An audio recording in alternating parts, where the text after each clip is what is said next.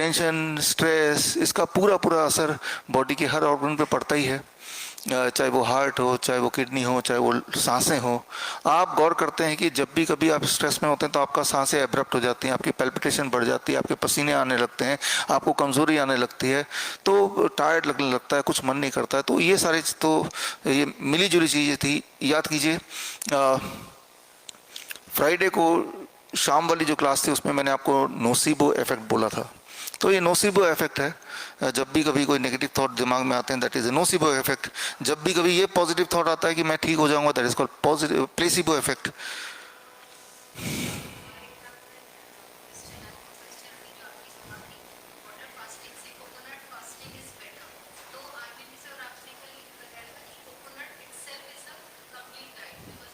हम्म।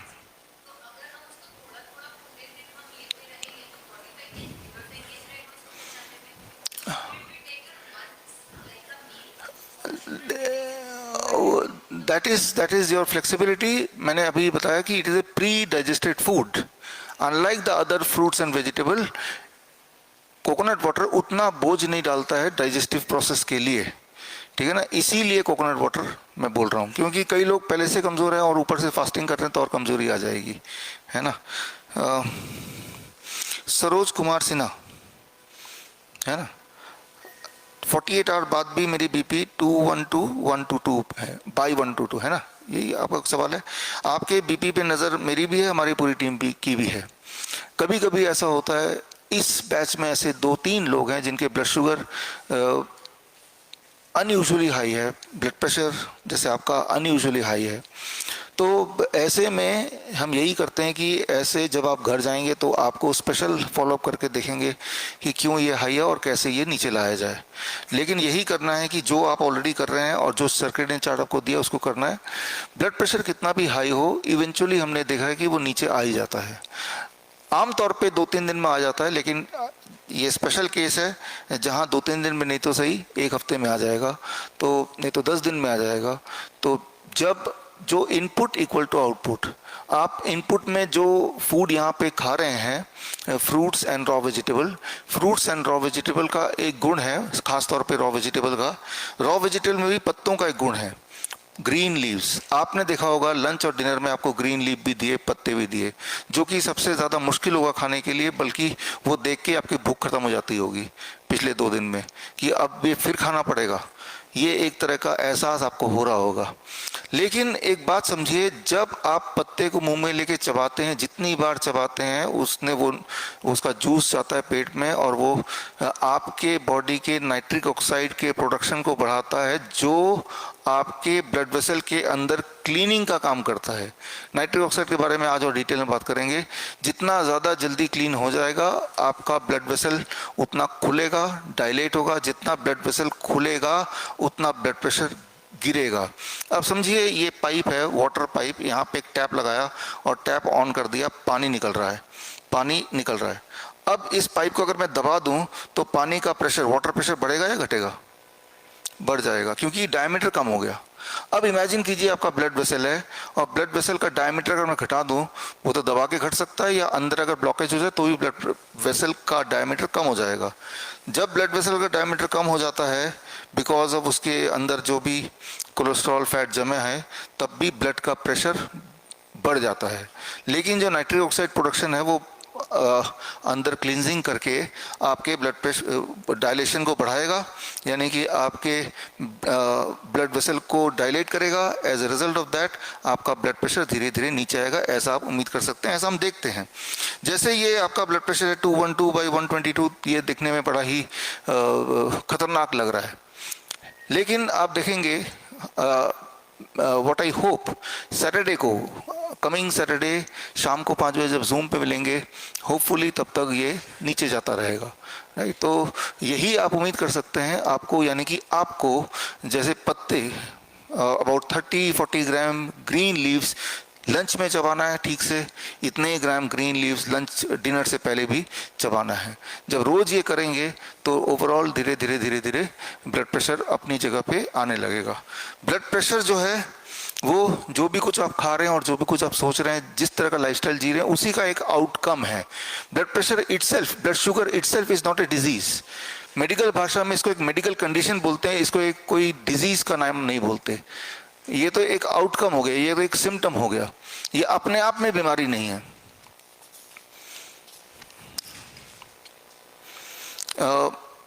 प्रीति राय है यहाँ पे, आप है ना? सर मैं किडनी पेशेंट हूँ, क्या मुझे आगे भी आयुर्वेदिक दवाई लेनी होगी? अभी मैं 2 दिनों से दवाई नहीं ले रही हूँ, लेकिन मुझे पहले से आराम है।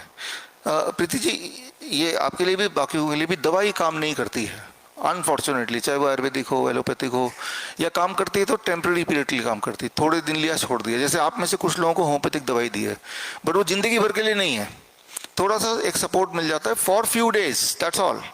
अल्टीमेटली जो हील करेगी वो है यही नेचर से जुड़ी हुई चीजें जो आपने इन 3 दिन में सीखा है। तो टू आंसर योर क्वेश्चन, कोई ज़रूरत नहीं है, आपको आराम भी है, और तो ना तो आयुर्वेद की ज़रूरत है ना एलोपैथी की ज़रूरत है। जो आपने यहाँ पे सीखा, जो आपके सर्केडियन चार्ट में लिखा है, उसी को फॉलो करते रहना है, और अपने आप को ये महसूस करना है कि आपकी आराम की स्पीड बढ़ रही है, घट रही है, होपफुली वो और अच्छा होता जाएगा। तो जिस तरह से over a period of years आप अपने आप को बीमार करते हैं, ठीक उसी तरह से over a period of days आपका बॉडी को आप रिवाइव भी कर सकते हैं। Period of days, right? जितने साल लगे आपको बीमार करने में, उतने दिन लग सकते हैं आपको ठीक होने में। कोई 20 साल से बीमार है तो कम से कम 20 दिन दे दीजिए ठीक होने में, स्ट्रिक्टली विदाउट एनी चीटिंग। अच्छा, अलका रावत आप है ना? लोअर लेग थेरेपी लेने के बाद मेरे राइट नी में मसल में कुछ धक धक जैसा होता है, क्या ये नॉर्मल है? फ्यूचर में कोई नी प्रॉब्लम होगी? लेफ्ट हैंड में भी पेन होता है, क्या रीज़न बताइए? देखिए, जब आप lower leg hot water immersion में बैठते हैं, यानी कि पाँव आप पानी के अंदर डालते हैं, तो ये काफ मसल्स भी चले जाता है पानी के अंदर लगभग। तो काफ मसल्स को वैसे भी सेकंड हार्ट बोलते हैं, मैंने आपको कल भी बताया था, परसों भी बताया था। तो ऐसे में थोड़ी बहुत इस तरह की फीलिंग होता है, इसको कुछ सीरियसली लेने की ज़रूरत नहीं है, need not to worry about it. रहा सवाल नी के बारे में, देखिए जब आप इस डाइट में रहेंगे तो 2 बातें होंगी। एक तो आपका इंच लॉस होगा कुछ लोगों का जो ज़्यादा मोटे हैं, और दूसरा अननेसेसरी फैट कहीं है तो वो कम होगा। तीसरा, आपकी बॉडी प्लास्टिक से इलास्टिक होगी। चौथा, आपके जो इन्फ्लेमेशन है बॉडी के अंदर, खासतौर पे जॉइंट्स में, वो कम होगा। जब ये सारी चीज़ें होंगी तो ऑटोमेटिकली आपके जो नी का दर्द है, जॉइंट का पेन है, वो धीरे धीरे कम होगा या होता है। आपने कल देखा कि कुछ लोगों का तो 2 दिन में उनको आराम मिल गया, इफ नॉट 100% 50% मिल गया, कुछ लोगों को तीसरे दिन, कुछ लोगों को चौथे दिन। इस तरह से हर दिन आपकी बॉडी धीरे धीरे रिकवर करेगी। ये जो नी पेन है, it is A inflammatory disease, inflammation is reversible, वो ठीक हो जाता है। अच्छा, ये है प्रमोद सील, ऐसा कोई नाम है यहाँ पे? आप है? अच्छा, आपका सवाल है क्या कभी दोस्तों के साथ अल्कोहल का सेवन किया जा सकता है? कभी कभी थोड़ा थोड़ा। आपका नहीं है, चलिए आपका अच्छा, किसी और का है अच्छा, ठीक है, तो सवाल तो खैर है ही है, किसी का ना किसी का है, आपने लिख के दिया। चलिए इसका जवाब समझ लेते हैं ज़रा। देखिए, जब तक तो आप बिल्कुल ठीक नहीं है, ठीक नहीं होने का डेफिनेशन क्या है? When you are having dependent on drugs and when there are some physical symptoms. जिस दिन आपकी दवाई छूट जाए, जिस दिन आपके फिजिकल कोई सिम्टम ना रहे, तो फिर मैं तो ये बोलता हूँ हफ्ते में 1 या 2 बार what we call as cheating diet. Cheating का मतलब अपने रूल्स को ब्रेक करके, चाहे वो लेट खाना हो, चाहे लेट सोना हो, चाहे वो खाना हो या वो पीना हो जो वैसे हमने मना किया है, तो आपका body can afford to cheat once और ट्वाइस इन ए वीक। ठीक उसी तरह से जैसे मैंने बताया, अगर आपकी गाड़ी बिल्कुल सॉलिड है तो आपका गाड़ी कभी कभी ऊपर उबड़ खाबड़ या गड्ढा वगैरह झेल लेगा, राइट? लेकिन कभी कभी झेल लेगा। फिर अगर सोचेंगे कि सीधे गड्ढे पे ही चलाते रहो, तो चाहे वो गाड़ी कितनी स्ट्रांग क्यों ना हो, अल्टीमेटली ब्रेकडाउन हो ही जाएगी। तो पहले तो ये कि अभी गाड़ी की हालत सही नहीं है, तो पहले तो गाड़ी की हालत सही करें, अपनी बॉडी की हालत सही करें। उसके बाद फिर कभी कभी चीटिंग करना ही है तो कभी कभी कर ही लें। नदीमा, आप है ना? How to deal with infant fever, cold and cough. एक बात समझना पड़ेगा, जो छोटे बच्चे हैं, खासतौर से 2-3 साल के बच्चे तक, बच्चों में साल में 4 से 6 बार कोल्ड कफ फीवर आना ही है। वो उनकी बीमारी नहीं है, बॉडी उनको लड़ना सिखा रही है बाहर की दुनिया से, बाहर के वायरस एंड बैक्टीरिया से, राइट। तो उसकी इम्यूनिटी डेवलप हो रही है, उसके एंटीबॉडी डेवलप हो रहे हैं बॉडी में, जो कि पैदा होते वक्त उतने नहीं थे। तो कफ एंड कोल्ड बच्चों में, फीवर को आपने देखा, बच्चों के नाक बहते रहते हैं अक्सर, है ना। तो वो लड़ना सिखा रही है बॉडी को कुदरत। तो आपको उससे ऐसे डील करना है कि जितना ज़्यादा बच्चे का एक्सपोजर सनलाइट से होगा, धरती से डायरेक्टली कनेक्टेड रहेंगे। अभी तो बच्चों को तो जूते वूते पहना के रखते हैं, धूल मिट्टी से दूर रखते हैं, नॉर्मली कीचड़ से दूर रखते हैं। हम लोग सब तो खेलते थे हमारे टाइम पे कीचड़ में। तो जब अब बच्चा कीचड़ में खेलता है, पेड़ पौधों को छूता है, तो बैक्टीरिया वायरस उससे इंट्रैक्शन हो रही है उसकी बॉडी की, वो सीख रहा है, इंट्रोड्यूस हो रहा है, ये भी bacteria virus body they are interacting, right. तो ये कोई बीमारी ना लें, ये इनएविटेबल है, इसी के साथ ही बच्चा स्ट्रांग बनता है, राइट। तो ऐसे में क्या करना है, जो बच्चे की दवा है वो है माँ का दूध। माँ का दूध ये पहली दवाई है, दूसरा सनलाइट दवाई है, तीसरा धरती से बच्चा अगर खेलेगा, राइट, तो ये तीसरी दवाई है। तो बस इतना ही करना है, तो बच्चे की बॉडी अपने आप ही रिवाइव करेगी। ऐसे में आप पैनिक हो गए, दवाइयाँ वगैरह खिलाएंगे तो वो गलत है, that will impact the immune system of the child. आपने वैसे भी देखा है कि आजकल पिछले 10, 15, 20 सालों में डायबिटीज़ टाइप 1 छोटे बच्चों में, इस ग्रुप में भी है, टाइप 1 के बच्चे, और दूसरा ऑटिज़म, और इस तरह के अगर आप देखेंगे स्कूल में हर तीसरे बच्चे को चश्मा पहना हुआ है ना। हमारे टाइम पे तो ऐसा नहीं था, पूरे स्कूल में 2-4 लोग होते होंगे बच्चे। तो बच्चे फ्रेजाइल होते जा रहे हैं, क्यों? क्योंकि उनको धरती से हटा दिया, धूप से हटा दिया, राइट, नेचुरल फूड से हटा दिया, और बहुत सारी दवाइयों पे लगा दिया, वैक्सीन पे लगा दिया, राइट। तो children are more fragile these days in comparison to about 30 years back. तो कुछ करने की ज़रूरत नहीं है, कुछ करना होगा इंटरफेयर करना, और घबराने की भी ज़रूरत नहीं है। फीवर कितना भी हो, बॉडी उसको संभाल ही लेती है। उसमें बच्चे को हाइड्रेट करने की ज़रूरत है, पानी पिलाए बच्चे, माँ का दूध पिए, नारियल पानी पिए, तो ठीक हो जाते हैं ये सब चीज़ें। अच्छा, आपका सवाल है, we all 4 ladies have got over weight up to more than 1 kg today as compare, is that a question? हाँ, देखिए, आप DIP डाइट पे हैं। DIP डाइट ना तो वेट बढ़ाने का डाइट है, ना वेट घटाने का डाइट है। जो लोग मोटे हैं उनका वेट घटेगा, जो लोग मोटे नहीं हैं, उल्टा पतले हैं, उनका वेट बढ़ेगा। ये दोनों चीजें साथ से साइमल्टेनियसली चलेगी। हाँ, it is not a weight loss और weight gain diet, it is कि आपके बॉडी को कितना वेट की आवश्यकता है जिसमें आपका बॉडी फुल्ली अच्छी तरह फंक्शन कर पाए, it has to achieve that. तो जैसे मैंने कल बोला था कि आप सिर्फ क्वांटिटी में फूड बॉडी को दे रहे हैं, raw material, let the body decide कि उस रॉ मटेरियल को उपयोग कैसे करना है। आपको ये देखना है कि क्या मेरी एनर्जी लेवल बढ़ी, क्या मेरी नींद अच्छी हुई, क्या मेरा पेन घटा, तो this should be the parameter. और रहा सवाल वेट का, वेट आपका बढ़ते हुए भी एक चीज नोटिस करेंगे, आपका इंच नहीं बढ़ना चाहिए, राइट, कि वेट बढ़ेगा लेकिन इंच नहीं बढ़ेगा, मतलब आप स्क्वीज रहेंगे लेकिन हड्डियों की वेट बढ़ जाए, मसल की वेट बढ़ जाए, जिससे आपका स्ट्रक्चर स्ट्रांग रहेगा, तो वो वाला इज ए पॉजिटिव वेट। तो इस तरह से आप इसको आके,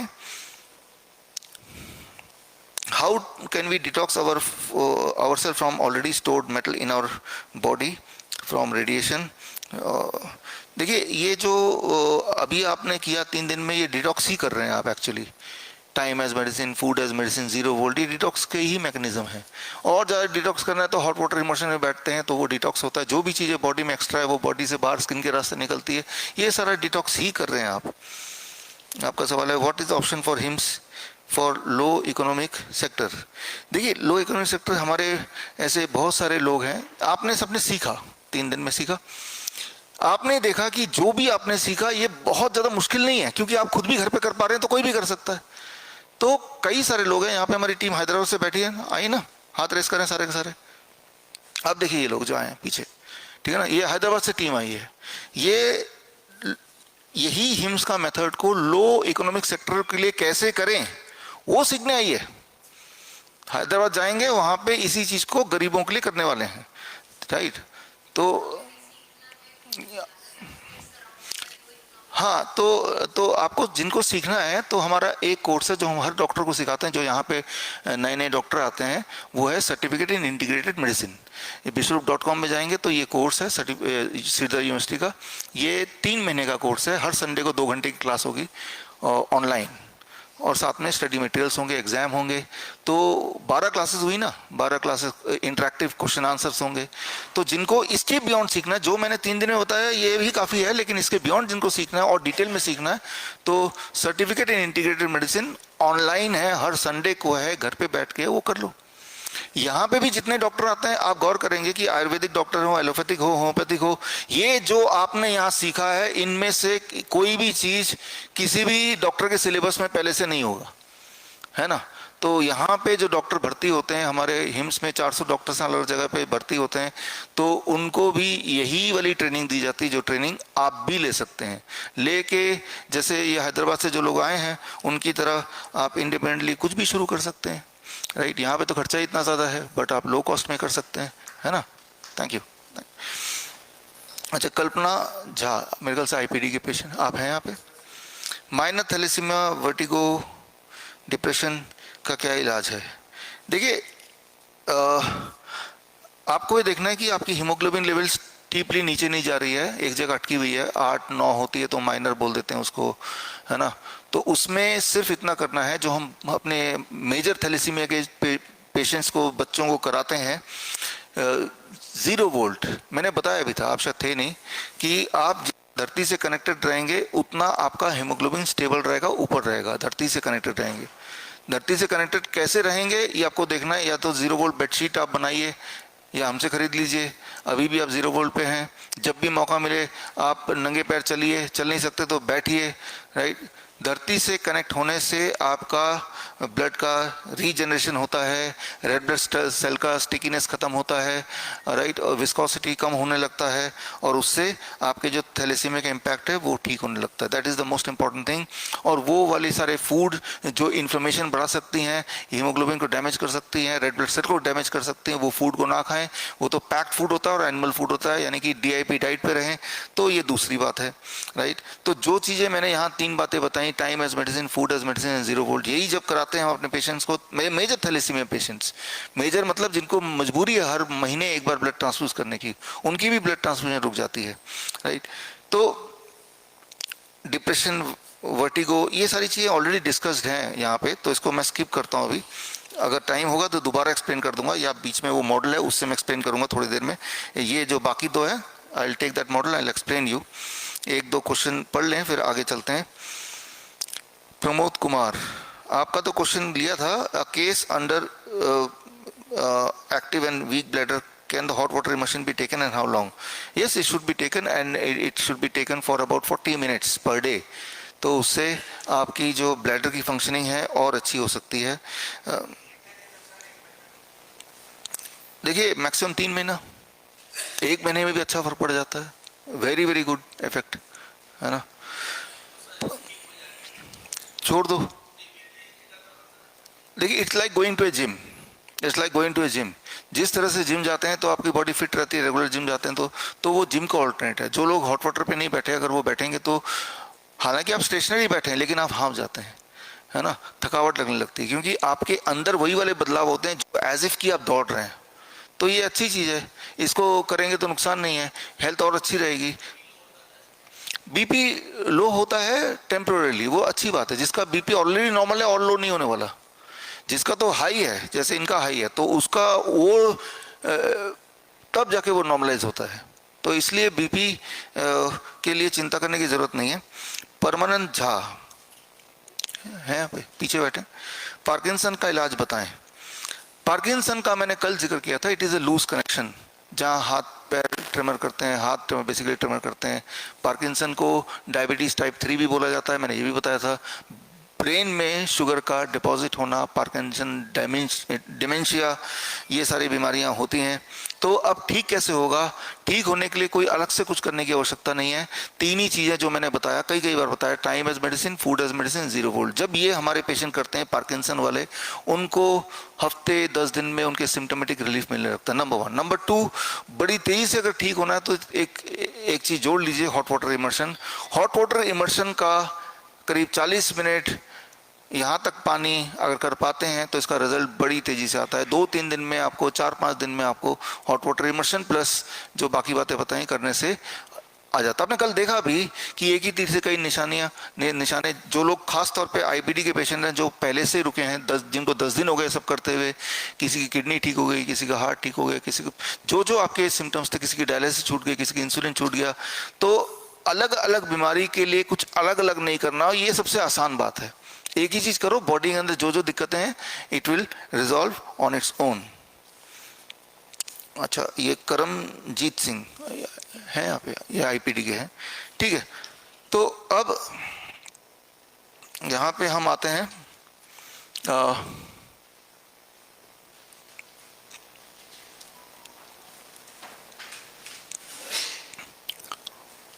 उमा शंकर जी हैं आप वहाँ बैठे। उमा शंकर जी इंसुलिन डिपेंडेंट थे, जब आए थे काफ़ी सारे इंसुलिन लेते थे। आज भी लिया इंसुलिन? आज नहीं लिया, इंसुलिन छूट गई इनकी, राइट। तो जो लोग इंसुलिन लेते हैं उन, या जिनके blood sugar very very high होता है, उनको हम स्कैनर लगाते हैं ताकि उनकी 24 घंटे की मॉनिटरिंग कर पाएँ, उनका ब्लड शुगर का बिहेवियर क्या है वो पता कर पाएँ। तो वो आपके स्क्रीन पे है। अब यहाँ पे इंटरेस्टिंग बात जो आपको बताना चाह रहा हूँ, ये जो यहाँ पे इनका ब्लड शुगर का बिहेवियर है, ऐसा कुछ आप में से बहुत लोगों का भी होगा। तो लेकिन इस एक उदाहरण से मैं आपको समझाना चाहता हूँ। अब देखिए, ये 16 तारीख का है और ये कल का ही है ना, कल रात से अभी तक का। तो ये आप देख रहे हैं कि इनका ब्लड शुगर रात को करीब 12 बजे के बाद 125 था, ऐसा मान लेते हैं। फिर जैसे जैसे रात बीतती गई ब्लड शुगर नीचे जाता गया। एक टाइम ऐसा आया करीब 4 बजे जब इनका ब्लड शुगर 50 से नीचे आ गया, दिख रहा है, 50 से नीचे। और उसके बाद मान लो ये 6 बजे उठते हैं, उठने से पहले ब्लड शुगर भी ऊपर आ जाने लगा और इनके उठने से पहले ब्लड शुगर करीब 70, 80, 90 के आसपास आ गया, राइट। तो अब ये जो नीचे गया और ऊपर कैसे आया फिर? क्या हम ये मान लें कि वो यहाँ पे उठ के कुछ खा लिया होगा फिर ऊपर चला गया होगा, राइट। अगले दिन का भी अगर देखेंगे, ये रहा, रात भर इनका ब्लड शुगर 50 ही रहा, लेकिन 4 बजे पता नहीं क्या हुआ, ब्लड शुगर बढ़ने लगा। 6 बजे ये उठ गए। ये 4 से 6 के बीच में कुछ मिस्टीरियसली ब्लड शुगर बढ़ रहा है दोनों दिन, देख रहे हैं आप कि 4 बजे न जाने क्या होता है कि ब्लड शुगर ऊपर चले जाने लगता है, दोनों दिन ऐसे ही हुआ, राइट। तो ये आपको समझना पड़ेगा, वेरी वेरी इंपॉर्टेंट, कि आपके उठने से 1-2 घंटे पहले आपके सर्केडियन, बॉडी के सर्केडियन क्लॉक के हिसाब से बॉडी को पता है कि ये इंसान इस वक्त उठ जाएगा, तो उस वक्त उसको ज़्यादा एनर्जी की ज़रूरत पड़ेगी, ताकत की ज़रूरत पड़ेगी। तो लिवर थोड़ा सा शुगर, ग्लूकोज ब्लड में डाल देता है। और अब जो आप ब्लड शुगर मेजर करते हैं फास्टिंग, वो हाई वाला मेजर करते हैं जब वो डाल चुका है। तो यानी कि फास्टिंग का मतलब होता है रात भर हमने खाया नहीं, लेकिन आपके ब्लड वेसल ने खा लिया सुबह सुबह 4 बजे। कैसे? वो लिवर ने उसको भेज दिया। ये आपके सबूत हैं, है ना। तो ये जो फास्टिंग ब्लड शुगर है, जिसको हम फास्टिंग बोलते हैं, कि रात भर नहीं खाने के बाद हमारे दिमाग में एक वहम है कि फास्टिंग ब्लड शुगर कम होना चाहिए। फास्टिंग ब्लड शुगर आप में से 55% पार्टिसिपेंट बोले world wide, 55% of the people दुनिया भर के, जिनका फास्टिंग ज्यादा रहता है, दिन भर का ब्लड शुगर कम रहता है। आप एक एक्सपेरिमेंट कीजिए, कोई भी रैंडमली 10 लोग ले लीजिए अपने घर में जाने के बाद, और उन सब का फास्टिंग चेक कीजिए और उन सब का खाना खाने के 2 घंटे बाद। आप देखेंगे ऑन एवरेज 5 लोग ऐसे मिलेंगे जिनका फास्टिंग ज़्यादा होगा, पूरे दिन भर का शुगर कम होगा, और 5 लोग अदरवाइज भी होंगे। तो यानी कि जो एक मिथ है दिमाग में कि फास्टिंग कम होना चाहिए, वो ज़रूरी नहीं है। क्यों? क्योंकि fasting in real sense is not fasting. Fasting तो यहीं पे 4 बजे ख़त्म हो गई, क्योंकि 4 बजे ब्लड को शुगर मिल गया। हाँ, मुंह से नहीं मिला, वो लिवर से मिल गया। लेकिन ब्लड से जब शुगर चेक करेंगे तो उसमें यही दिखाएगा। अब क्या है कि जितना यहाँ पे ब्लड शुगर डिप होगा, लिवर उतना ही शुगर डाल देगा, तो फास्टिंग उतना ऊपर आ जाएगा। जितना फास्टिंग ऊपर आएगा आप पैनिक हो जाएंगे, अरे फास्टिंग इतना ज़्यादा आ रहा है, आप दवाई और बढ़ाएंगे। जितनी दवाई बढ़ाएंगे, रात के सोने के बाद जो ब्लड शुगर उतना नीचे जाएगा, जितना नीचे जाएगा स्पॉन्ज के बॉल की तरह, उतना ही लिवर उसको ऊपर धकेलेगा by throwing more sugar in the blood, right. तो ये एक अजीबोगरीब बिहेवियर, ऐसे कहते हैं मेडिकल भाषा में, dawn phenomena, DAWN, dawn phenomena.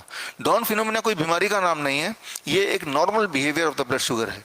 ये मैं आपको इसलिए समझा रहा हूं क्योंकि यहाँ पे ऐसे ऐसे पार्टिसिपेंट हैं जो 20 साल से डायबिटीज की दवाई ले रहे, 20 साल से, 25 साल से, लेकिन उन्होंने अपने जीवन में कभी भी इस आधी रात में ब्लड शुगर का क्या आपका बिहेवियर है वो कभी नहीं देखा किसी ने, ना किसी ने बताया, ना किसी ने जानने की कोशिश की। सारा खेल तो इसमें है। अब इमेजिन कीजिए उमा शंकर जी के केस में कि अगर ये उतना ही इंसुलिन ले लिया होता इस दिन, राइट, जितना इंसुलिन पहले लेते थे, तो क्या होता। अब बिना इंसुलिन लिए अगर 50 तक जा रहा है इंसुलिन लेने से, तो ये 30 में आ जाएगा, 20 में आ जाएगा, जिससे कोमा हो सकता है, डेथ हो सकती है। याद रखिए, हाई ब्लड शुगर से आपके ऑर्गन डैमेज होने में कुछ महीने लगेंगे, लो ब्लड शुगर से 1 ही घंटे में आपका ऑर्गन डैमेज हो सकता है, हो जाता है। हाई ब्लड किसका नहीं, लो शुगर है तो फिर खा लीजिए कुछ, तो हाई हो जाएगा। लो शुगर अगर है तो चीनी खा लीजिए, ग्लूकोज पी लीजिए, कोई केला खा लीजिए, कोई जूस पी लीजिए, तो ब्लड शुगर ऊपर आ जाएगा, है ना। तो लो से ऊपर करने के लिए। लेकिन लो हुआ क्यों? अगर आप भूखे भी रहेंगे ना 10 दिन तक, तब भी लो नहीं होगा। तो अनयूजुअली लो तभी होता है जब आप इंसुलिन लेते हैं, दवाइयाँ लेते हैं। क्योंकि भूखे भी जब रहते हैं तो एक लेवल के बाद जब खतरे वाले ब्लड शुगर रेंज से भी नीचे जाने लगता है, तो लिवर अलर्ट है, वो जो स्टोर्ड शुगर उसको भेजता रहता है। तो यानी कि इसीलिए जो डायबिटीज की दवाइयां हैं वो डेंजरस हैं, क्योंकि उससे हाइपोग्लाइसेमिया होगा, very low blood sugar, and very low blood sugar से आपके ऑर्गन डैमेज कुछ घंटों में हो सकता है, वेरी हाई ब्लड शुगर से कुछ महीनों में हो सकता है। तो high blood sugar is not that scary, the low blood sugar, too low blood sugar is definitely dangerous. तो ये आपको समझाने के लिए कि हमें ओवर डिपेंडेंसी इंसुलिन पे, उसको धीरे धीरे इंसुलिन से तो पीछा छुड़ाना ही पड़ेगा, राइट। अच्छा, so the low blood sugar can be dangerous. और आधी रात को कई बार देखते हैं कि साइलेंटली लोग रातों रात सुबह उठते ही नहीं है, रात को ही दे डाई, ऐसे होता ना कई बार, राइट। तो उसके कारण कई सारे हो सकते हैं, लेकिन एक एस्पेक्ट पे हम सिर्फ अभी बात कर रहे हैं कि यू हैव टू अंडरस्टैंड कि रात भर का जो शुगर है वो बहुत नीचे ना चला जाए। वो तभी हो सकता है जब आप दवाइयों से, इंसुलिन से पीछे छुड़ाएं। और ये कैसे पीछे छुड़ाएं? जो आपने अभी किया, राइट, वही चीज आपको घर जाके करना पड़ेगा। अब घर जाके क्या करना पड़ेगा, इसको अभी हम समझते हैं इसके माध्यम से। ये अपने हाथ में ले लीजिए और इसमें आप एक एक करके देखिए। शुरू से समझाता हूं कि आज घर जाके क्या करना है। इसकी एक आध प्रिंट आउट लेके ना आप कहीं कहीं लगा दीजिए, इसका फोटो खींच के रख लीजिए, ताकि गुम भी हो जाए तो आपके पास और भी पीसेस रहे। अब यहाँ पे पहला वाला देखिए, सबसे जरूरी वाला जो है ना, वो सबसे ऊपर लिखा हुआ है, स्लीप। स्लीप में आपकी उम्र के हिसाब से टिक किया है कि कितने घंटे की नींद की आपकी आवश्यकता है, बॉडी को जरूरत है। तो आपकी अपनी स्लीप रूटीन उससे अगर कम टाइम का है तो उतने टाइम की बनाने की कोशिश कीजिए। दूसरा लाइन पढ़िए, avoid light more than 50 lux 2 hours before the sleep. ये सभी के लिए है। सोने से 2 घंटे पहले आप थोड़ा मोमबत्ती वाले लाइट, यानी कि बहुत 0 वॉट लाइट, उस पर रहने की कोशिश कीजिए। बहुत फ्लैशी या बहुत ब्राइट चीज़ों से अवॉइड कीजिए जितना हो सके। 3 घंटे सुबह, कम से कम 3 घंटे दिन भर में, जब दिन होता है रात नहीं, 1000 लक्स ऑफ सनलाइट पे रहिए, ब्राइट लाइट पे रहिए। ब्राइट लाइट नहीं है, ये 500 से 700 होगा, मैं इसका डबल लाइट बोल रहा हूँ। डबल लाइट कहाँ मिलेगा? वो तो तभी मिलेगा जब धूप आएगी या बादल भी रहेंगे, तब भी 10,000 लक्स ऑफ लाइट होता है। जो लोग अब आते हैं, एक डिप्रेशन का सवाल भी आप पूछ रहे थे, जो लोग डिप्रेशन के, मेंटल डिसऑर्डर के पेशेंट हैं, अगर उनको ब्राइट लाइट में हम रखें दिन में और डार्कनेस में रखें रात में, तो डिप्रेशन धीरे धीरे कम होने लगता है। इसका ठीक उल्टा कर लेते हैं। मान लो आप में से कोई भी डिप्रेशन का पेशेंट नहीं है फिलहाल, तो अगर आप डिप्रेशन का पेशेंट जानबूझ के बनना चाहते हैं तो अगले 1 हफ्ते के लिए ये रूल बना लीजिए कि सुबह से लेके सूरज ढलने तक आप थोड़े अंधेरे वरेरे में रहेंगे, और जैसे सूरज ढल जाएगा खूब सारी लाइट ऑन करेंगे और स्क्रीन देखेंगे। जब ये करने लगेंगे आपका सर्केडियन क्लॉक उल्टा होने लगेगा और आप डिप्रेसिव मोड में आ जाएंगे।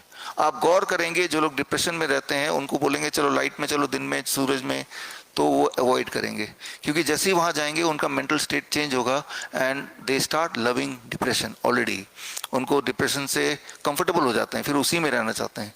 तो डिप्रेशन में रहने के लिए दिन में डार्कनेस में रहना है, रात को लाइट बहुत ब्राइटनेस में रहना है, और डिप्रेशन से निकलने के लिए दिन में ब्राइटनेस में रहना है और रात में डार्कनेस में रहना है।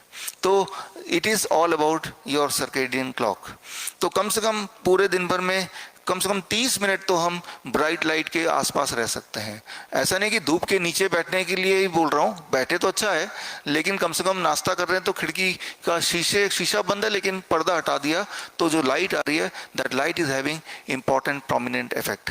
तो ये जो पहला वाला जो है स्लीप ड्यूरेशन जहाँ बल्ब बना हुआ है, राइट, तो ये वाला जो है ये तो सभी को करना है, और क्योंकि नींद का हर चीज़ से कनेक्शन है। ठीक इसी तरह से दूसरा आप देखिए 0 वोल्ट की बात कर रहे हैं, दूसरा वाला जो है स्लीप ऑन 0 वोल्ट बेडशीट। आपको 0 वोल्ट बेडशीट मिल गया? हाँ, 0 वोल्ट बेडशीट जो मिल गया तो वो बेडशीट को क्या करना है यहाँ पे मैं आपको समझा देता हूँ एक बार फिर। ये आपका बेड है, दिस इज योर बेड, ठीक है ना। तो इस बेड में और आपके पास जो 0 वोल्ट बेडशीट है, ये 0 वोल्ट बेडशीट है जो मेरे पास है मिनिएचर, और इसमें आप जो लाइनें देख रहे हैं ये लाइनें जो हैं ये कॉपर के तार की बनी हुई है, लेकिन ये तार आपके बालों के भी 1/4 है, बहुत ही बारीक है, इसलिए आपको वो तार एहसास नहीं हो रहा है। और ये सारी तार आके यहाँ पे कनेक्ट हो जाती हैं और यहाँ से एक लंबी तार वो भी आपके उस बैग में है, और ये लंबी तार इतनी है कि सेकंड फ्लोर में भी होंगी तो उतना लंबा नीचे तक चला जाएगा। अगर आप उससे ऊपर रहते तो आपको तार ऐसा नॉर्मल तार दुकान में मिल जाता है, वो जोड़ना पड़ेगा। और इसके दूसरे छोर में आप देखेंगे आपके पास जो वो 0 वोल्ट बेडशीट है उसके अंदर ये कॉपर का 1 फुट से अधिक है इतना बड़ा रॉड है। तो आपको क्या करना है कि ये आपने ये इस रॉड से ये तार को जोड़ा और इस तार को इस बेडशीट से जोड़ा, जो कि बड़ा आसान है, पता चल जाएगा ऐसे ही। और उसके बाद ये खिड़की से बालकनी से बाहर फेंका और फिर नीचे जाके उसको जमीन में जहाँ पे मिट्टी है वहाँ पे इसको जितना खुद खोद के इसको अंदर दबा दिया, थोड़ा पानी वानी डाल दिया, थोड़ी नमी रहेगी। अब जब इस पे सोएंगे तो आप 0 वोल्टेज में सो रहे हैं।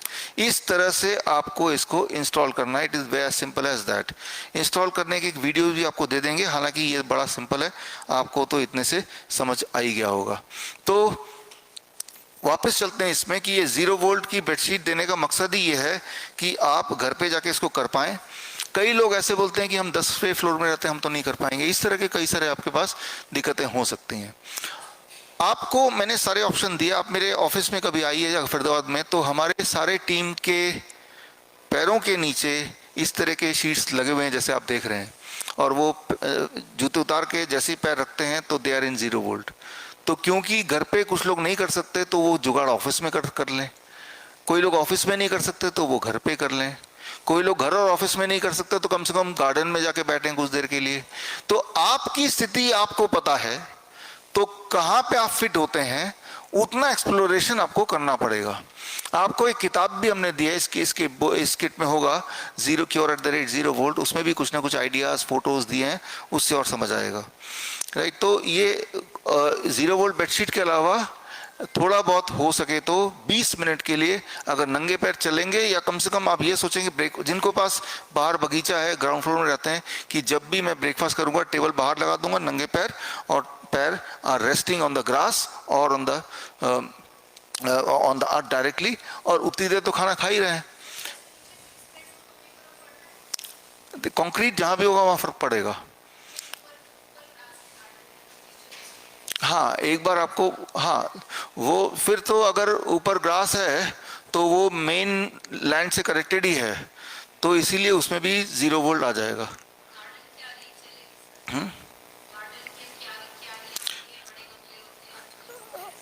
हाँ, मैंने ये कल एक्सप्लेन किया था, कल वाला वीडियो एक बार और देखना पड़ेगा आपको, है ना।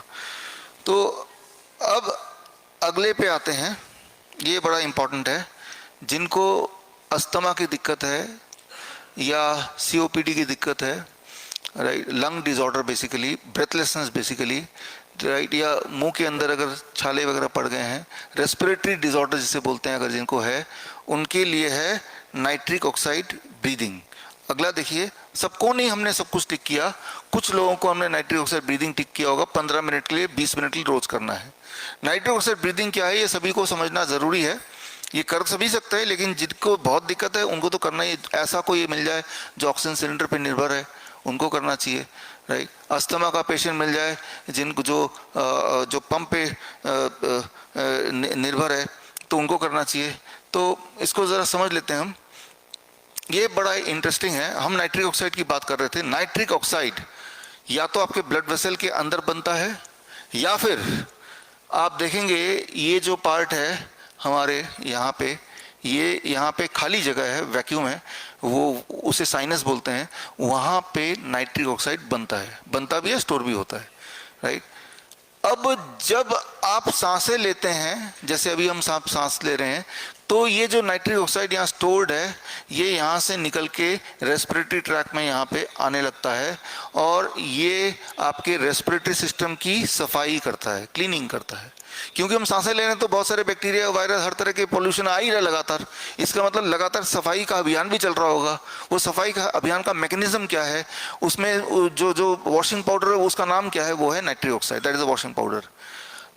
सफाई का अभियान के लिए 3 चीजें काम करती हैं। एक तो वॉशिंग पाउडर होना चाहिए, क्लींजिंग एजेंट, दूसरा पानी, फ्लूइड होना चाहिए, और तीसरा झाड़ू।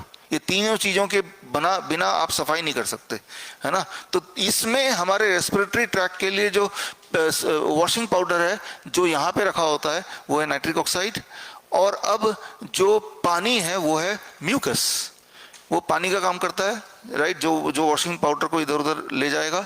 और तीसरा जो झाड़ू का काम करेगा, that is called cilia, right. जो छोटे छोटे मिनिएचर बाल होंगे वो ब्रश का काम करता है। अब आपके पास मान लो यहाँ पे ब्रश भी रखा हुआ है, यहाँ पे साबुन भी रखा हुआ है, यहाँ पानी भी रखा हुआ है, लेकिन ब्रश, साबुन और पानी अपने आप सबको साफ नहीं कर देगी।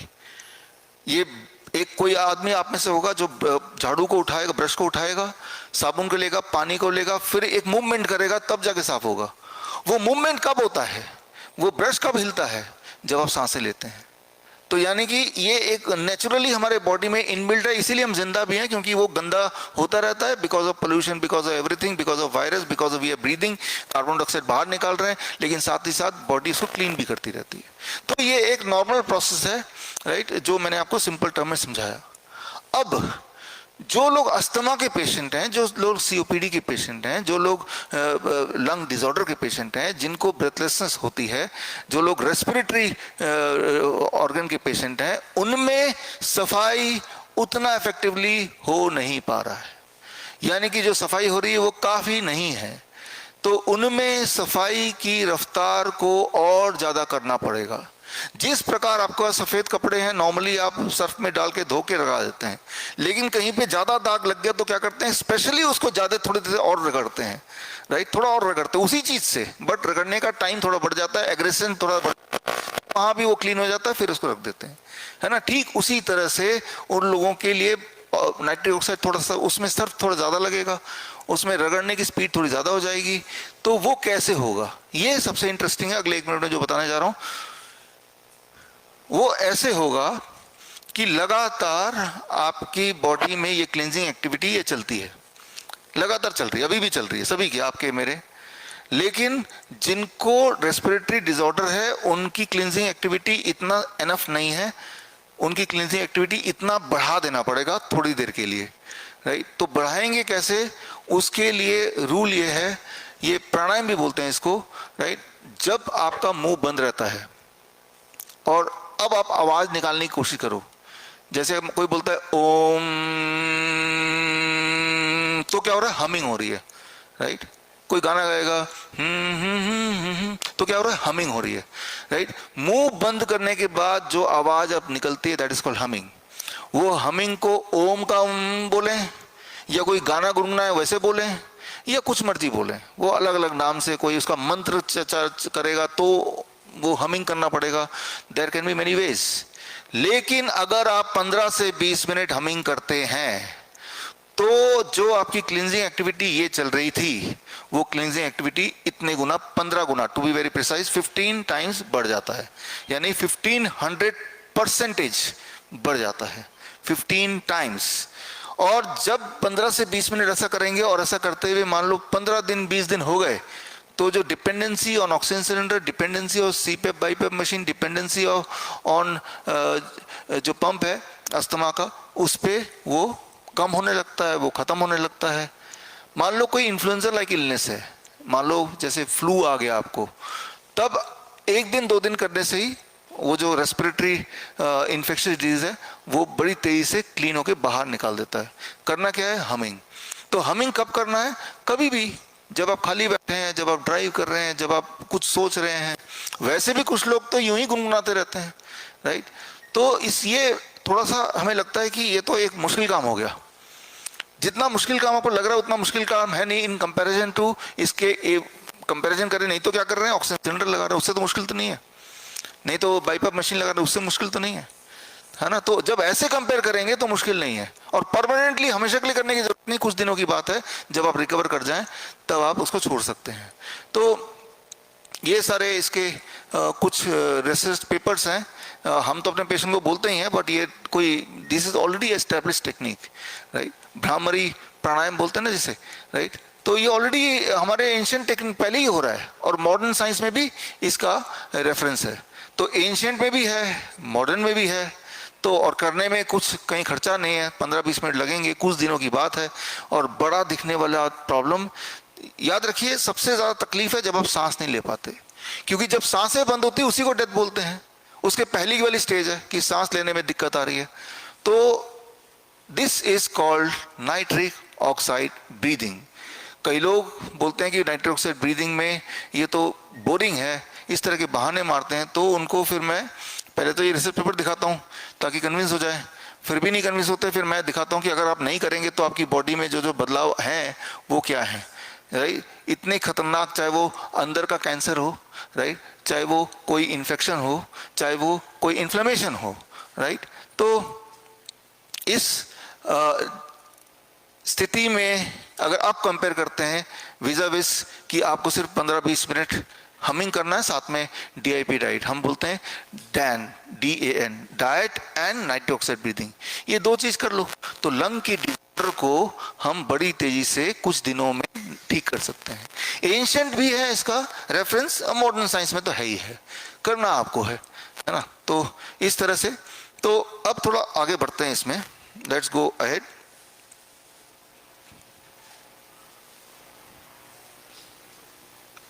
यहां पे अगले में देखिए, ये बड़ा इंपॉर्टेंट है, डाइट। जो डाइट, डीआईपी डाइट मैंने पहले दिन एक्सप्लेन किया था सुबह की क्लास में, that is called standard DIP diet, normal DIP diet. सुबह फल खाना, लंच और डिनर में plate 1 end plate 2, standard DIP diet जिसका ज्यादा प्रचार है। लेकिन आपके ब्लड शुगर रीडिंग, आपके ब्लड प्रेशर रीडिंग, आपके सिम्टोमेटिक सारी चीजों को देखते हुए आपको कौन सा वाला डीआईपी डाइट लेना है वो हमने आपको टिक किया हुआ है। अब देखिए, इसमें एक तो है डीआईपी डाइट स्टैंडर्ड, ज्यादातर लोगों को वही टिक किया है। दूसरा आप देखेंगे DIP diet minus plate 2 in dinner, कि डिनर में सिर्फ सलाद ही लेना है, प्लेट 1 ही लेना है, प्लेट 2 नहीं लेना है, जिसे हम सर्केडियन डीआईपी डाइट भी बोलते हैं। कुछ लोगों को हमने वो भी टिक किया है, डिपेंडिंग ऑन जिनका ब्लड शुगर हम कंट्रोल ही नहीं कर पाए वो उनमें से होंगे, जिनका ब्लड प्रेशर कंट्रोल नहीं कर पाए वो भी हो सकते हैं, जो जिनके पैरों के सिम्टोमेटिक जो किडनी पेशेंट वो भी हो सकते हैं। तो हमने अपने सूझबूझ से उनको वो टिक किया है। तो ठीक इसी तरह से डीआईपी डाइट सॉफ्ट, ऐसे लोग जो चबा नहीं सकते, चबाने में दिक्कत है, दांत नहीं है या अंदर घाव है, तो उनको डीआईपी डाइट सॉफ्ट हमने टिक किया है। सॉफ्ट मतलब जिसमें जूसेस होंगे, स्मूदीज होंगी, शेक्स होंगे, लिक्विड फॉर्म में, सेमी लिक्विड फॉर्म में, स्टीम्ड होंगी। ये स्टीम डीआईपी डाइट, ये टिक उनके लिए, ये आप खुद के लिए भी टिक कर सकते हैं। अगर आप रॉ खाते हैं तो आपको एसिडिटी होती है, आपको गैस बनता है, तो ऐसे 5% लोग होंगे। दिस मीन्स वो समझ जाएं कि वो स्टैंडर्ड डीआईपी डाइट की जगह वो स्टीम्ड डीआईपी डाइट ले लें। स्टीम मतलब प्लेट 1 को आपने स्टीम कर दिया, सलाद को कच्चा ना खा के स्टीम कर दिया। अब देखिए, अगला स्टीम के साइड वाला देखिए, जीरो ग्रेन डीआईपी डाइट, उसको पढ़िए। जीरो ग्रेन डीआईपी डाइट मतलब डीआईपी डाइट में अन्न का नामो निशान नहीं है, ना गेहूं, ना चावल, ना मिलेट्स, बाजरा, सब कुछ जीरो। तो रोटी कैसे खाएंगे हम? रोटी खाने के लिए जीरो ग्रेन आटा, आपने सीखा जीरो ग्रेन आटा कैसे बनाना है, ठीक है, और उसी से आपको रोटी बनानी है। यानी कि अन्न नहीं है लेकिन रोटी है आपकी डाइट में। खास तौर पे जो इंसुलिन डिपेंडेंट पेशेंट होते हैं, नंबर 1, ऑटोइम्यून डिजीज के पेशेंट नंबर 2, एपिलेप्सी के पेशेंट नंबर 3, तो ये 3 तरह के, रूमेटॉइड आर्थराइटिस के पेशेंट नंबर 4, राइट, कभी कभी जो थैलेसीमिया के पेशेंट नंबर 5, ये कैटेगरी के जब पेशेंट होते हैं तो उनको हम बोलते हैं भाई 3 महीने तक आप जीरो ग्रेन डीआईपी डाइट पे रहो, यानी कि डीआईपी डाइट पे ही रहना है, लेकिन रोटी जो खाएंगे वो जीरो ग्रेन आटे का होगा। वो आटा कैसे बनाना है वो आपने देख लिया, और आप में से कुछ लोगों ने तो जीरो ग्रेन रोटी खाई भी है इन 3 दिन में। जीरो ग्रेन रोटी जो है उसका टेस्ट आपने देखा, किसी को बताएंगे नहीं तो उसको ठीक से पता नहीं चलेगा कि इसमें गेहूं ही नहीं है, राइट। तो अन्न जो गेहूं है, एक बात याद रखिए, दुनिया में फास्टेस्ट जो ब्लड शुगर को बढ़ाता है, फास्टेस्ट, अगर कोई एक फूड का नाम बोले दैट इज गेहूं, दैट इज गेहूं। ये एक ऐसी चीज है जो इंडिया में ब्रेकफास्ट, लंच और डिनर 3 बार आप ले रहे हैं, है ना। अब जरा सोचिए, उसके बावजूद भी अगर कोई डायबिटीज पेशेंट नहीं है तो उसकी किस्मत बड़ी अच्छी है ना। तो और अगर डायबिटीज पेशेंट बन ही गए हैं तो कुछ दिन के लिए छोड़ सकते हैं, रोटी तो छोड़ने बोल नहीं रहे हैं, सिर्फ गेहूं, अन्न को छोड़ने बोल रहे हैं। अन्न को जितना मिनिमाइज करेंगे उतना बॉडी का बोझ घटेगा और बॉडी रिवाइव करने में कामयाब होगा। अब आखिरी वाला देखिए, इसे बोलते हैं nitric oxide breakfast. Nitric oxide, आपने एक क्वेश्चन भी लिखा था डिटॉक्सिफाई कैसे करें, उसमें नाइट्रिक ऑक्साइड का बड़ा इंपॉर्टेंट रोल है, ये मैंने अभी थोड़ी देर पहले भी समझाया। तो नाइट्रिक ऑक्साइड ब्रेकफास्ट, दुनिया में सबसे तेजी से कौन सा फूड नाइट्रिक ऑक्साइड बॉडी का प्रोडक्शन बढ़ाता है? नंबर 1 पे ग्रीन लीव्स, सबसे। इसलिए कुछ बार हम पेशेंट को बोलते हैं लंच और डिनर से पहले, प्लेट 1 से पहले आप पत्ते खा लो 30 ग्राम 40 ग्राम, तो दैट इज 1। और नंबर 2 पे है, सबसे ज्यादा तेजी से नाइट्रिक ऑक्साइड प्रोड्यूस होता है बॉडी को के लिए food, that is vegetables, green vegetables और all colour vegetables. 1 leaf, number 2 vegetables. तो नाइट्रिक ऑक्साइड ब्रेकफास्ट में हम ये बोलते हैं कि सुबह के फ्रूट ब्रेकफास्ट से पहले आप करीब 100-200 ग्राम या तो कच्ची सब्जी खा लो या फिर आप पत्ते खा लो। लंच से पहले भी पत्ते खाओ, प्लेट 1 से पहले, डिनर से पहले भी पत्ते खाओ। 2 बार पत्ते खा रहे हैं और 12 बजे तक फ्रूट ब्रेकफास्ट के बजाय पहले आपने 200 ग्राम लगभग कच्ची सब्जी सलाद खा लिया, फिर फ्रूट ब्रेकफास्ट कर लिया, राइट। तो आपने पत्तों की क्वांटिटी अपने फूड में डाला हुआ है, आपने सलाद ब्रेकफास्ट में भी डाल दिया, तो आपकी nitric oxide, this called nitric oxide breakfast. खास तौर पे इंसुलिन डिपेंडेंट टाइप 1 पेशेंट को हम ये बोलते हैं अगर उनका इंसुलिन छूट नहीं रहा है तो इस तरह से आपके 3 दिन का जो भी हमारे ऑब्जर्वेशंस हैं, जो आपने मेडिकल रिपोर्ट भी सबमिट किए हैं, जो आपने हमें बताए हैं, उनके बेसिस पे कौन सा वाला डाइट आपको सबसे ज्यादा सूट करता है वो हमने टिक कर दिया। इवेंचुअली जब कोई भी डाइट आप कर रहे हैं, जब आप पूरी तरह से मुक्त हो जाएं दवाइयों से भी और सिम्टम से भी, डिस्कम्फर्ट से भी, तो सारे डाइट छोड़ के आप सबको स्टैंडर्ड डीआईपी डाइट में आना है या आ सकते हैं। स्टैंडर्ड डीआईपी डाइट में आपको 2 बार मौका मिलता है कुक्ड फूड खाने का, तो ये सबसे आसान आप बोल सकते हैं, राइट। अदरवाइज सारे डाइट एक जैसे ही लगभग कुछ थोड़े थोड़े बदलाव के साथ। तो इसमें से कौन सा वाला आपको टिक किया है वो आप देख लीजिए और आपके सिम्टम के हिसाब से, लेकिन जब तक वो सिम्टम्स हैं और जब तक वो दवाइयां हैं तब तक ही वो चलना है। उसके बाद आपके पास ऑप्शन है कि इसी डाइट पे अभी भी रहना है या आप चाहें तो डीआईपी डाइट शुरू कर सकते हैं। स्टैंडर्ड डीआईपी डाइट मतलब 12 बजे तक फल और लंच और डिनर में दोनों में प्लेट 2 में कुक्ड फूड है ही, लेकिन उससे पहले सैलड आपके वेट के अनुसार। अब आगे आते हैं यहाँ पे काढ़ा। आप में सबको नहीं, कुछ लोगों को हमने काढ़ा भी रिकमेंड किया है। जिनको काढ़ा रिकमेंड किया है, कौन सा काढ़ा रिकमेंड किया, कितना आपको बनाना है, कैसे बनाना है, सब कुछ एक पेपर में पीछे स्टेपल कर दिया है। तो वो काढ़ा आपको बनाने में कोई दिक्कत अगर लगता है तो इस लेक्चर के बाद हमारी टीम से समझ लीजिए। सबको सब कुछ नहीं रिकमेंड किया, आपके प्रॉब्लम के हिसाब से रिकमेंड किया है। अब देखिए जूस, ये बड़ा इंटरेस्टिंग है। कुछ लोगों को ग्रीन जूस, आप पढ़िए या रेड जूस या फिर सफ़ेद पेठे का जूस या फिर आंवले का जूस रिकमेंड किया है। खास तौर पे जो थैलेसीमिया के बच्चे होते हैं, ब्लड डिसऑर्डर के पेशेंट्स होते हैं, या जिनके पीरियड्स ठीक से नहीं होते, उनको हम बोलते हैं ग्रीन और रेड जूस आप पियो। एक दिन ग्रीन जूस, एक दिन रेड जूस, कि तीसरे दिन आप दोनों को मिला के पी सकते हैं। तो ये तो हुई एक बात। दूसरी बात, आप में से बहुत लोगों ने लिखा है आपको कॉन्स्टिपेशन की प्रॉब्लम है, और उनमें से कुछ लोगों की कॉन्स्टिपेशन ठीक हो गई है इन 2-3 दिनों में, लेकिन आप में से अभी भी बहुत हैं जिनकी कॉन्स्टिपेशन अभी भी ठीक नहीं हुई। जो जिद्दी कॉन्स्टिपेशन है, जो डीआईपी डाइट के 4-5 दिन लेने के बाद भी ठीक नहीं होती, तब हम बोलते हैं जो फाइनल हथियार है हमारे पास वो है आंवला जूस। ताज़ा आंवला लेना है, ताज़ा आंवला, मतलब दुकान से आंवला, वो आंवले का बोतल नहीं, दुकान से सब्जी बाजार से आंवला लिया करीब 10 और मीडियम साइज, उसको जब आप कूटेंगे और फिर निचोड़ेंगे कपड़े से तो करीब 100 ml, 1 कप, छोटा कप जूस निकलेगा।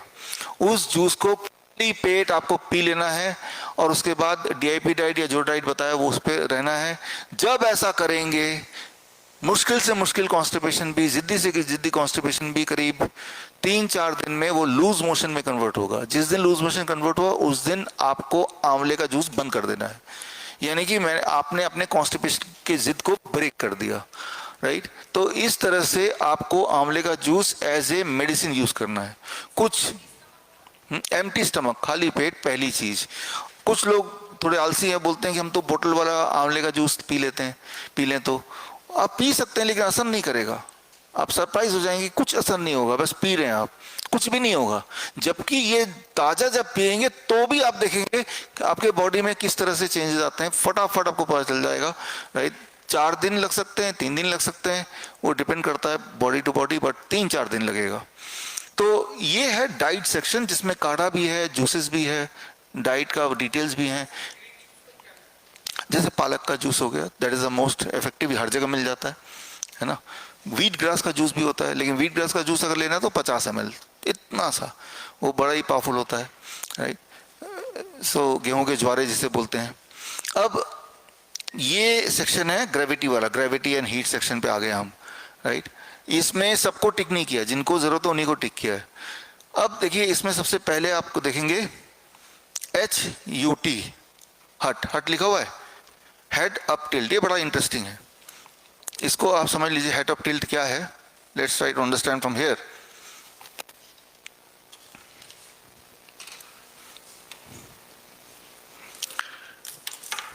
ये आपका बेड है, बेड में आप सोते हैं, ठीक है ना। अब इसको जो हेड अप टिल्ट है, हेड अप टिल्ट होता क्या है और किनको हम देते हैं वो मैं बता देता हूँ।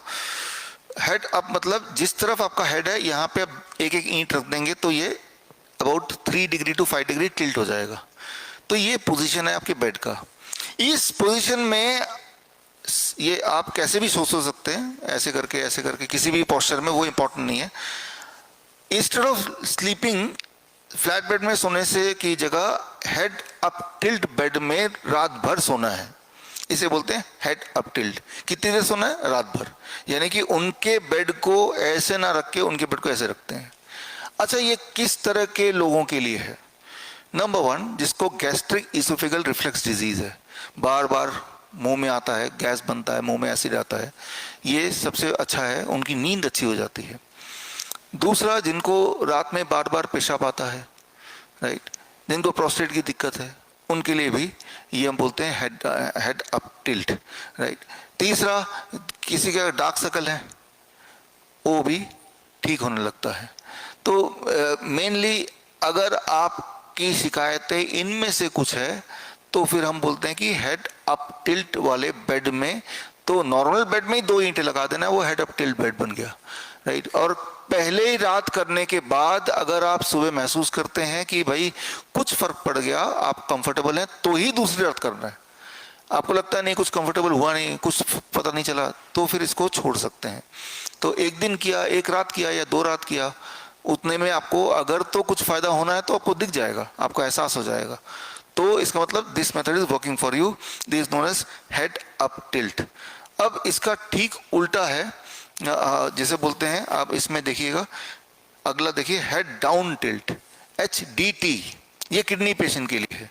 हेड डाउन टिल्ट में इसका ठीक उल्टा है, ये बेड को यहाँ पे 3 ईंटें लगाई हैं, 3 ईंटें लगाए, 1 फीट ऊंचा, यानी कि अबाउट 10 डिग्री एंगल बनता है। 3 ईंटें अगर लगा दें पाया में दोनों तरफ, तो जो हाइट बनती है 1 फुट, जो एंगल बनता है 10 डिग्री। इस एंगल में करीब 2 घंटे पेशेंट को लेटना होता है, that is called head down tilt. जिन पेशेंट्स में स्वेलिंग शुरू हुई है, अभी पैरों में सूजन रहती है, यानी कि किडनी पेशेंट हो चुके हैं, उनको हम बोलते हैं कि 2 घंटे इसमें लेटो।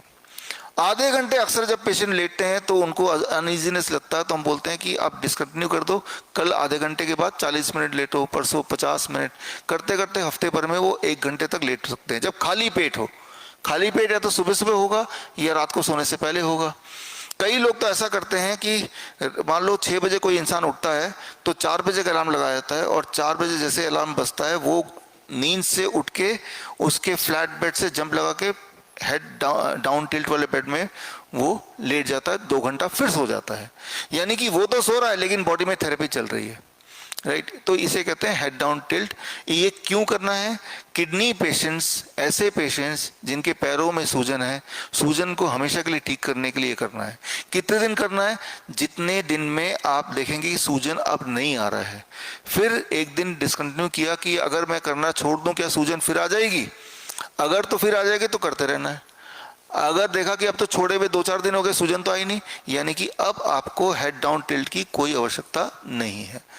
तो this is called head down tilt. ये कुछ लोगों को हमने टिक किया, बहुत ही थोड़े लोगों को, जिनको हमें लगता है कि बेहद ज़रूरत है हेड डाउन टिल्ट का। अब इसमें अगला देखिए, lower leg hot water immersion, LLHW, ये सबसे इंटरेस्टिंग है, सबसे इंपॉर्टेंट है। अब lower leg hot water immersion क्या है, ये मैंने समझाया भी था, आज डिटेल में बात कर लेते हैं और कहाँ कहाँ यूज होगा। एक बकेट आपने लिया, 42 डिग्री सेल्सियस पानी, ये वीडियो भी आपको लिंक दे देंगे ताकि आपको कंफ्यूजन है तो दोबारा देखिए। और इसमें आप बैठ गए दोनों पैर रख के, तो this is called LLHWI, right, lower limb hot water immersion. LLHWI का मतलब, जब भी मैं कभी बोलूँ LLHWI कर लीजिए तो समझ लीजिए कि मैं ये करने बोल रहा हूँ। आधे घंटे तक, 30 मिनट्स तक, टेम्परेचर 42 डिग्री सेल्सियस। इसकी ज़रूरत कब पड़ेगी? जब भी कभी फीवर आ जाए तब ये कर लीजिए, तो फीवर नीचे आ जाएगा। नीचे आने के बाद मान लो 2-4 घंटे के बाद दोबारा आ गया, दोबारा कर लीजिए, तीसरी बार कर लीजिए। तो नॉर्मली 1-2 बार में फीवर गायब हो जाता है, नहीं तो 3 बार कर लीजिए। तो ये तब करना है। बीपी ज़्यादा बढ़ गया तो बीपी घटाने के लिए भी हम यही यूज़ करते हैं। दूसरा, किसी को स्ट्रेस है, किसी को फटीग है, किसी को वीकनेस है, तब भी हम यही यूज़ करते हैं। तो इसके कई सारे उपयोग हैं, ठीक है ना। तो स्ट्रेस में इसका उपयोग है, फटीग में उपयोग है, नींद नहीं आ रही तब ये करेंगे तो नींद आने लगेगी, मैंने कल एक्सप्लेन किया, तो ये इसमें ये उपयोग है। तो चाहे वो डिप्रेशन हो, चाहे वो स्ट्रेस हो, चाहे वो फिजिकल फटीग हो, वीकनेस हो, या फीवर हो, या हाई ब्लड प्रेशर हो, इन सब में ये lower leg hot water immersion बहुत ही अच्छा काम करता है।